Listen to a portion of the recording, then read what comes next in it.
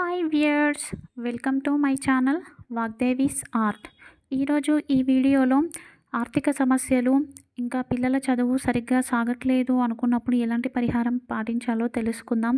అదేవిధంగా సంతోషకరమైన జీవితం, సంతృప్తికరమైన జీవితం గడపడం కోసం శ్రీ సూక్తంలోని ఏ నామాన్ని పఠించాలో తెలుసుకుందాం.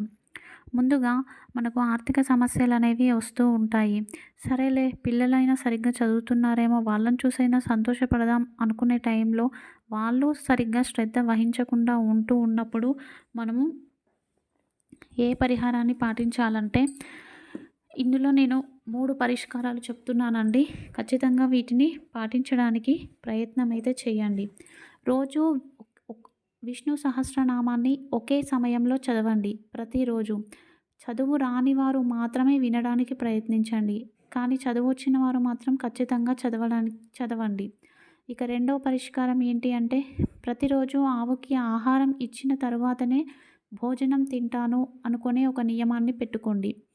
వీలైనంత వరకు ఆవుకి గ్రీన్ కలర్లో ఉండే వెజిటబుల్స్లు కానీ, ఆకుపచ్చ కలర్లో ఉండే గడ్డిని కానీ, ఆకుకూరలను కానీ ఆహారంగా తినిపించడానికి ప్రయత్నించండి.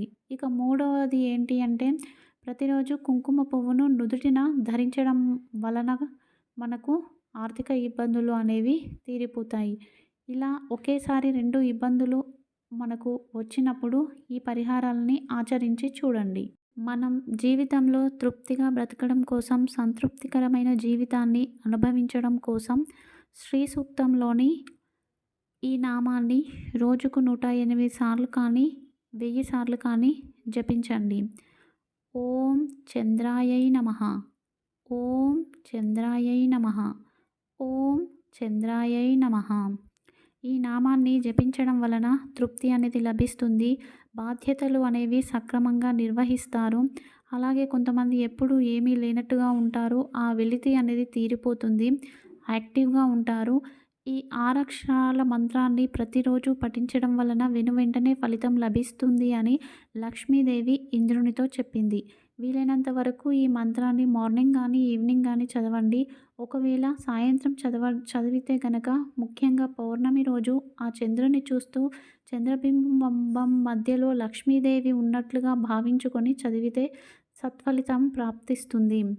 ఇక ఈ నామానికి అర్థం ఏమిటి అంటే, లక్ష్మీదేవి ఇంద్రునితో చెప్తుంది, నేను అంతటా సంచరించేటువంటి భక్తుల పాపాలను దూరం చేసి వారు ఎప్పుడూ చల్లగా ఉండేట్లు చూస్తాను గనక ఇంద్ర, నాకు ఈ నామం లభించింది అని చెప్పేసి లక్ష్మీదేవి ఇంద్రునితో అంటుంది.